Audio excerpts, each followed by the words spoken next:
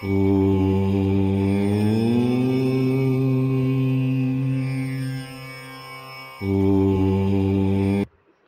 16वां। रुद्रदेव का सती से विवाह। ब्रह्मा जी बोले, श्री विष्णु सहित अनेक देवी देवताओं और ऋषि मुनियों द्वारा की गई स्तुति सुनकर सृष्टिकर्ता शिवजी ने प्रसन्नता पूर्वक हम सबके आगमन का कारण पूछा। रुद्रदेव बोले, हे हरे, हे देवताओं और महर्षियों, मुझे अपने कैलाश पर आगमन के विषय में बताइए। आप लोग यहाँ किस लिए आए हैं और आपको कौन सा कार्य है, कृपया मुझे बताइए। मुने, महादेव जी के इस प्रकार पूछने पर भगवान विष्णु की आज्ञा से मैंने इस प्रकार निवेदन किया। मैं बोला, हे देवादिदेव महादेव, करुणा सागर, हम सब यहाँ आपकी सहायता मांगने के लिए आए हैं। भगवान, हम तीन होते हुए भी एक है। सृष्टि के चक्र को नियमित तथा सुचारू रूप से चलाने के लिए एक दूसरे के सहयोगी की तरह कार्य करते हैं। हम एक दूसरे के सहायक हैं। हम तीनों के परस्पर सहयोग के फलस्वरूप ही जगत के सभी कार्य संपन्न होते हैं। महेश्वर, कुछ असुरों का वध आपके द्वारा, कुछ असुरों का वध मेरे द्वारा तथा कुछ असुरों का वध श्रीहरि द्वारा निश्चित है। हे प्रभु, कुछ असुर आपके वीर्य द्वारा उत्पन्न पुत्र के द्वारा नष्ट होंगे।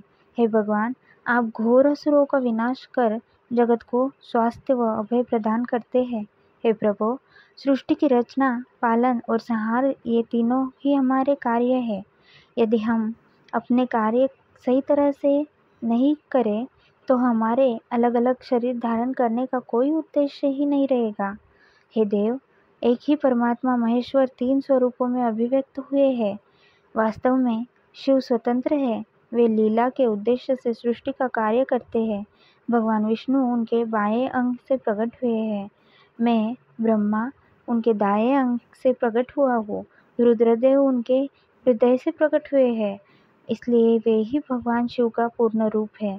उनकी आज्ञा के अनुसार मैं सृष्टि की रचना और विष्णु जी जगत का पालन करते हैं।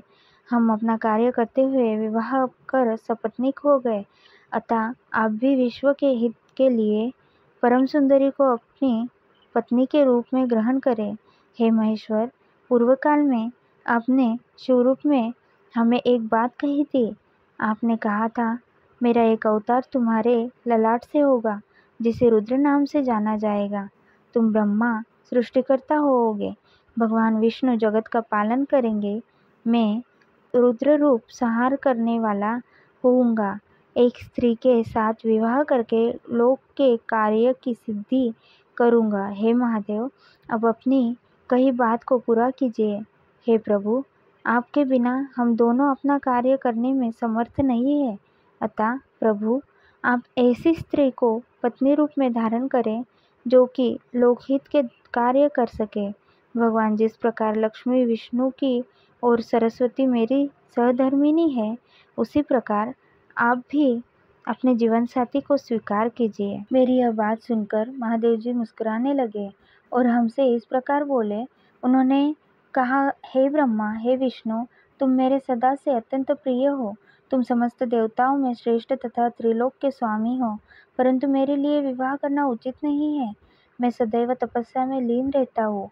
इस संसार से मैं सदा विरक्त रहता हूँ। मैं तो एक योगी हूँ जो सदैव निवृत्ति के मार्ग पर चलता है। घर गृहस्थी से भला मेरा क्या काम। मैं तो सदैव आत्मरूप हूँ, जो माया से दूर है, जिसका शरीर अवधूत है, जो ज्ञानी आत्मा को जानने वाला और कामना से शून्य हो, भोगों से दूर रहता है, जो अविकारी है।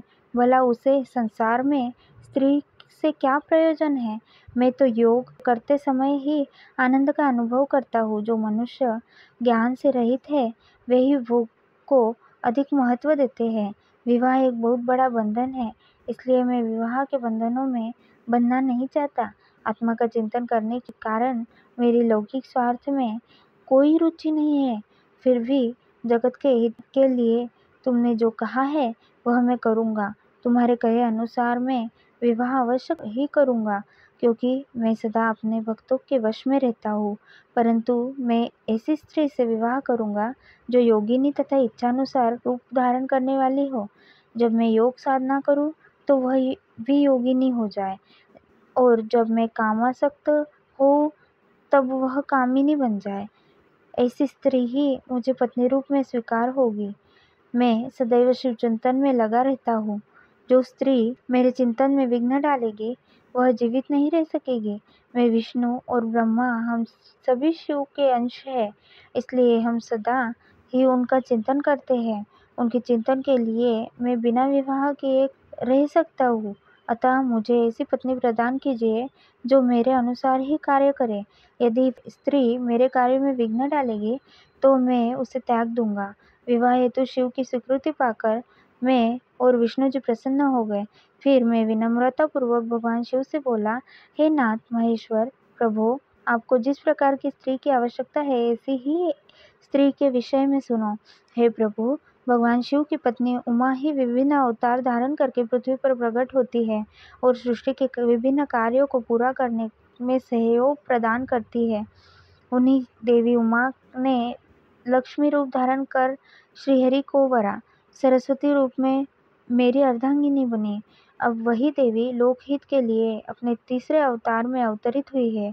उमा देवी प्रजापति दक्ष की कन्या के रूप में अवतार लेकर आपको पति रूप में पाने की इच्छा लिए घोर तपस्या कर रही है। उनका नाम देवी सती है।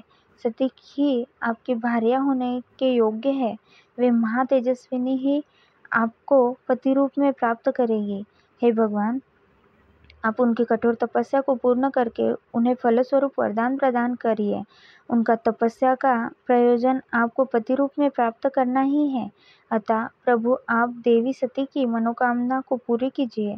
हम सभी देवी देवताओं की यही इच्छा है। हम आपके विवाह का उत्सव देखना चाहते हैं। आपका विवाह तीनों लोगों को सुख प्रदान करेगा तथा सभी के लिए मंगलमय होगा। तब भगवान शिव बोले, आप सबकी आज्ञा मेरे लिए सबसे ऊपर है, क्योंकि मैं सदैव अपने भक्तों के अधीन हूँ। आपकी इच्छानुसार मैं देवी सती द्वारा तपस्या पूरी कर उनसे विवाह अवश्य करूँगा। भगवान शिव के ये वचन सुनकर हम सभी बहुत प्रसन्न हुए और उनसे आज्ञा लेकर अपने अपने धाम को चले गए। ओम नमः शिवाय।